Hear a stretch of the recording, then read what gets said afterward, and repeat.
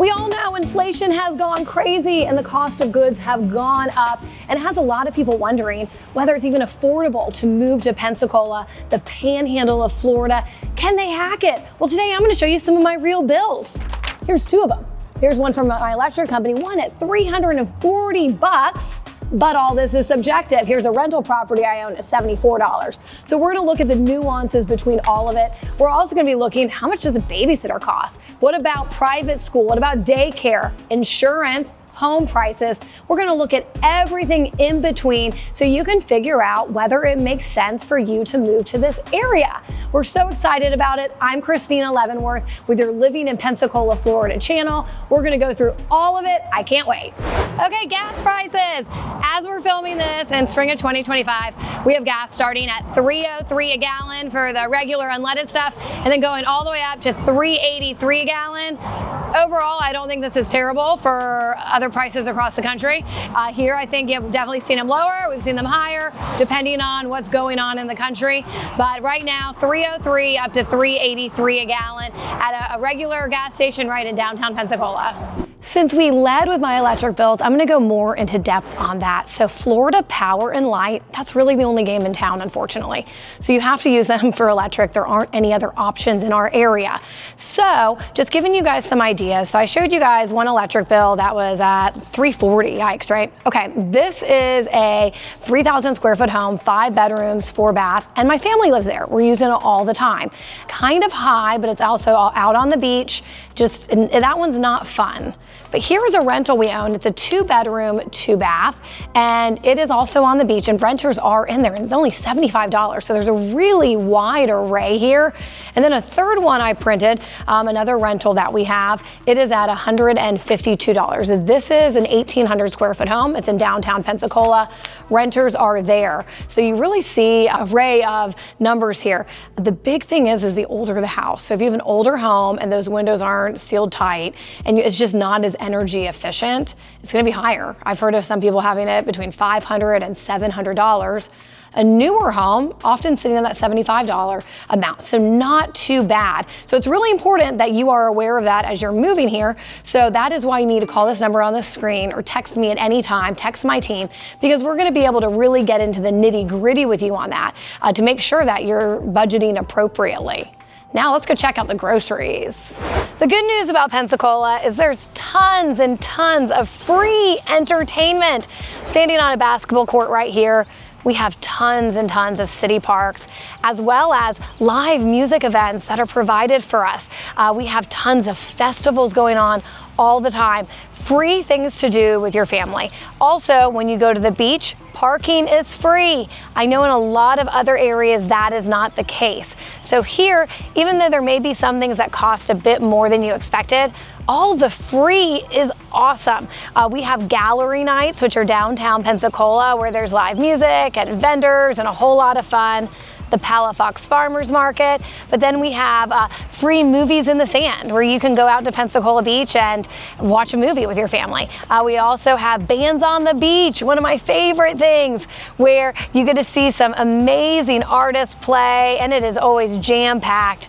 That's every Tuesday, and it's from 7 until 9 p.m. And then all throughout, which is, that we also have over in Milton, Bands on the Bayou. We have so much live music that is free and provided for you. You'll love it. And not to mention the air shows you get to see for free nearly every day with the Blue Angels flying right above your head. The great news about our area is we are one of the most affordable places in Florida to purchase a home. Our average price point is around $330,000. We do have homes all the way up to $10 million and some at $30,000. You can find something for anybody. I'm going to show you real homes we have under contract so you can see it for yourself, and also show you some data from the systems we use showing you average price per square foot and that sort of thing. Don't mind the chicken scratch here, but yeah, we have plenty of homes at 220, 239, 375, some at 675, some over $1 million, but yeah, look at that bad boy at 63,000. So these are real homes under contract right now, showing you the pricing we have, and you can still get a really great deal here and still get an affordable payment for sure. Okay, let's talk about groceries. We have a few grocery stores here. We have your Walmart neighborhood markets, regular Walmarts. The big one is Publix, which is a little bit more pricey, and then quite a few independent ones. A place called Everman's, a place called Apple Market. Right now, I'm gonna just take you into Walmart. I'm gonna go into the cheapest one to show you what eggs cost, what milk cost, all the things to think about. Maybe bread, maybe some snacks, just to give you an idea if you're moving here to Pensacola, what that looks like.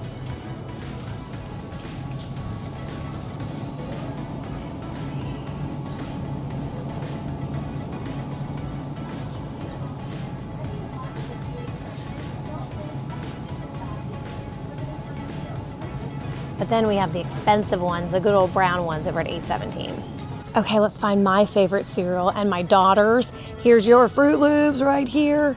It's at $4.98. And then you got the mega family size over at $6.28. And again, we are at Walmart. If you go over to Publix, everything is probably about 25% more expensive. So property taxes. For the most part, they're roughly 1% of your purchase price. So if you bought a home for about $300,000, your property taxes are probably going to be close to around $3,000 a year. However, Florida does have some perks. We have something called homestead exemption. The good news about this is you're able to take off like $25,000 off that, assessed tax bill. Also, it limits how much it can go up a year. Right now, our governor's trying to get rid of property taxes, trying to do something crazy like that. That's going to be on the 2026 ballot, so who knows about that. But property taxes here compared to the rest of the nation really aren't that bad. You'll see different areas like the city of Pensacola. In city limits, it's going to be a little bit higher than in the county, Escambia County. Same thing like city of Gulf Breeze versus the county limits. And that's something that we can explain to you. You're not going to be able to see it on the map to go, oh, this is where the city limit is and this is where it becomes county. So that's really why you do need to reach out to us if you're like, hey, I really want to be in an area that has the lowest property taxes. Let us know, and then we can go, all right, hey, this area would be best for you, and here's why. But overall, when I talk to people all the time in real estate and I tell them about our taxes, they're like, oh my gosh, that's not bad. We're coming from New York where it's $20,000 a year or it's $30,000 a year. And it's incredibly rare we have any property in our immediate area where we're really seeing it, unless it's like some sort of $20 million mansion. But those are far and few between in our area. Okay, parents, you are going to need a night out if you want any sanity in your marriage. Babysitters. I have one child and it's typically $15 an hour for a sitter. I've had some that try to charge $20. That is downright insane. And I have an 8-year-old. She's pretty self-sufficient, so it's crazy, $15 an hour, but that is what the vast majority are charging. I have friends with 2 or 3 kids, and they say they typically pay between $20 to $25 an hour for a babysitter. And we're not talking about anyone special. We're talking about a high school junior or senior. That is the going rate that they're getting these days. Maybe you can find a grandma that might be willing to take a little less, but that is what we're really seeing if you're looking for a babysitter, $15 to $20 an hour. Oh, and one more thing. You know how you never really share your babysitter's name because you never want to lose them and it is just a coveted resource? Well, that's why you need to call me. I know all the best babysitters in town. They're phenomenal. I trust my daughter with them, and I have some great names of pretty much anything you need. A good hairdresser, a good babysitter, a good doctor. We know that because we live here. This is our life, and I only want to give out the best names to everyone. So just text that number on that screen, and my team will be able to let you know whoever the best of our area. Let's talk about the kiddos and where they go to school.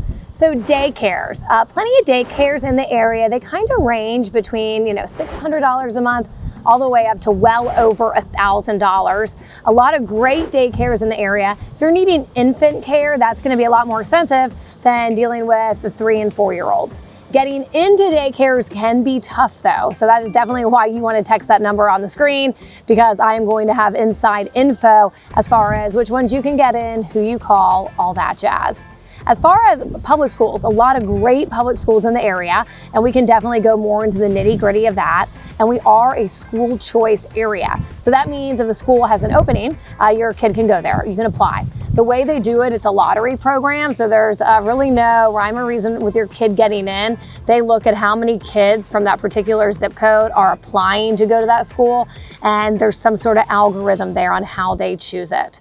A third option would be private school. So we have quite a few private schools in the area. Some of the ones that first come to mind are Montessori, Creative Learning Academy, Episcopal Day School, Alethea, Pensacola Christian Academy, quite a few out there. Some of those on the higher end, once you look at aftercare and maybe summer programs, things like that, you're maybe looking at like $20,000 a year for one kid. However, there are plenty that are a lot cheaper than that. East Hill Christian, where you're definitely looking at under $1,000 a month. The good news is Florida has a voucher program, so a lot of people are getting money from the government to pay for these things. And again, just get in touch with that number on your screen, because we're going to be able to help you with that and point you in the right direction so you can make that happen. We'll also tell you where the great public schools are. We'll share the school ranking website showing you, hey, this is an A school, this is a B school. This one says it's a C school, but it's actually a really, really good school. So I'm not sure how that compares to your area, but daycare, it's easy to find stuff in the $500 to $700 range a month. There are some outliers out there that go way above that. Private school, same sort of range. And then again, some outliers that are really, really high depending on what special programs you want there. If you want to throw them in aftercare Spanish, aftercare ballet, aftercare magic, then that's going to add up. Plus, if you also have summer programs as well, but you can find plenty in that $500 to $600 a month range, but then they go up significantly from there. Just let us know if you have any questions. Okay, we got to talk about it. It is the ugly thing I did not want to talk about, but now is time. Insurance.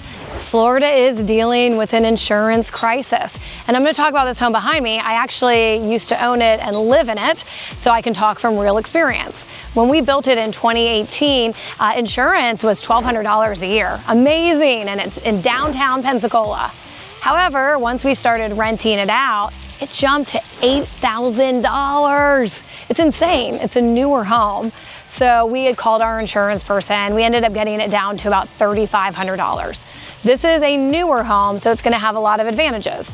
However, if you are looking at anything that is 40, 50 years old, you're going to have some high insurance prices. Or if you're right on the water, if you're on Pensacola Beach, or in an area that insurance companies just deem risky, that's going to happen. But we have plenty of homes that still have that $1,200 a year insurance. The key is finding newer, going a little bit further away from the water, and we know all those neighborhoods. And also, here's the thing, like, it really doesn't matter who your insurance agent is. I help people all the time save significant money on their insurance when they call my guy. He's creative, and he's able to look outside the box to figure out the best thing to do here. Maybe it is a higher deductible. Maybe you're not planning on making any claims, only if it's something catastrophic. Maybe it's taking a wind policy from one area and then a flood policy from another, just kind of mixing and matching to make it work, which is an option there. So that is something that needs to be considered when you're looking at your overall cost. Flood insurance is a whole other thing. There's some areas where it's $400, and then we have other places where it's $15,000. So it really depends. And again, that's really closer to the water is where you're going to see that $15,000. There's plenty of areas that you don't even need flood insurance. It's not required by your lender. And the way the insurance companies look at it, they go, this area is very unlikely to flood, and that is called flood zone X. Because all of Florida, believe it or not, is a flood zone. X is the area where it is not required by your insurance. AE is where this home is right here, and flood insurance is around $400 a year.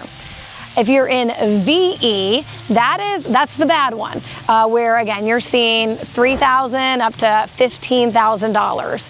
So those are things you really need to consider. And the good news is we help you with that. If you just text that number on your screen, we're gonna be able to be like, hey, we can keep you out of a flood zone all day long where you're not required to pay for it. And we can make sure to get you in a home where your insurance is very affordable. So yes, we have some areas where insurance is a nightmare. And then we have other areas where it's no biggie. So it's important to know that when you're looking at Florida as a whole, and especially in our area, we have plenty of homes that have great insurance rates, but then we also have a good handful that have pretty scary rates. Wait. I forgot to tell you about one of the biggest expenses. HOA fees. We have people call us all the time being like, I don't want to be in an HOA, no way. And then we ask them about that and we're like, okay, tell me why. And they're like, I'm not paying $2,000 a month. Okay, yes. Condo buildings, HOA fees, they can be quite excessive. So we do have some buildings here where it's $24,000 a year. So yeah, $2,000 a month. We have other condo buildings where it's $6,000 or $7,000 a year. So still like $500 to $600 a month. But the vast majority of our neighborhoods, they're maybe $100 a year, maybe $200. If you're living somewhere where you have a community pool, you have a gated neighborhood, and you have other things like that, maybe you're approaching $1,000 a year, and it's gonna be pretty easy to see which neighborhoods are gonna have that higher one. You're gonna just see that the lawns are more manicured, there's gonna be a guard at the gate, and we can show you that stuff. If you're wanting a home and you are dead set on no HOA because you wanna paint your home bright pink, then yeah, you probably need to be out of a true HOA. And we can find those neighborhoods for you. But if you're like, honestly, I just want an everyday home. I don't want the walls to be pink. I just didn't want crazy fees. There's all sorts of neighborhoods like that where they're only $100. And the reason they're $100 is they're maintaining the sign at the front. And they're just making sure that Johnny Sue's home doesn't end up having grass up to here and he doesn't have 100 cats. And it's protecting your home values. So we have a wide array of all that stuff. So that's why you need to reach out to my team directly to that number to know which neighborhoods have which. And we can definitely guide you that way. And with the condos, also letting you understand what that really covers. So if you do have those high HOAs, that typically covers your exterior insurance, your flood insurance. It covers all the amenities, pool, sauna, steam room, cable and internet, water, sewer, trash, and as well, the only thing it really doesn't typically cover is electric, and then your interior contents insurance, which usually is around like $1,200 a year for a condo, depending on the value of it and other things. But yes, HOAs, almost forgot, super important to know. Everyone always asks about them here in Pensacola, Florida. Let's talk utilities overall. With so many people working from home, internet's a must. Even if you're not working from home, you need it for all sorts of things. So here is my internet bill. It is with AT&T. It is $55 a month. I don't think that's bad. I do think I have one of those like first year discounts going on. If we're looking at water and sewer, the company you're likely going to be using is ECUA, Emerald Coast Utilities Authority. And usually that's between like $75 and $100 a month. Gas just really depends on how much you use it. So if you are constantly running your gas, that's also running your hot water heater, your stove, and many items, it's going to be higher. And then if you're just running your stove, obviously less. So our gas bill, and this is through the City of Gulf Breeze, is around $25 a month. But we have a heated pool on another property we rent out where we rent it all the time, and renters pay for this, but it ends up being like closer to about $350 a month when they're running that almost every single day. So that just shows you that big difference there. As far as internet and cable companies, so we have AT&T, we also have Cox Communications, and MediaCom. Those are the big three in this area. There might be a few others I'm not aware of, but those are the big three that they all have good reputations and they all do a really good job. It was so much fun hanging out with you guys here on the Living in Pensacola, Florida channel. Hopefully this answered some questions about cost of living here. Hopefully it makes sense for you.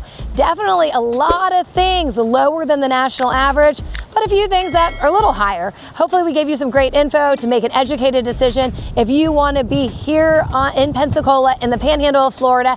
And as always, reach out to us anytime. Put it on speed dial on your phone. We're here to answer questions. It's been a blast. We'll see you in the next video.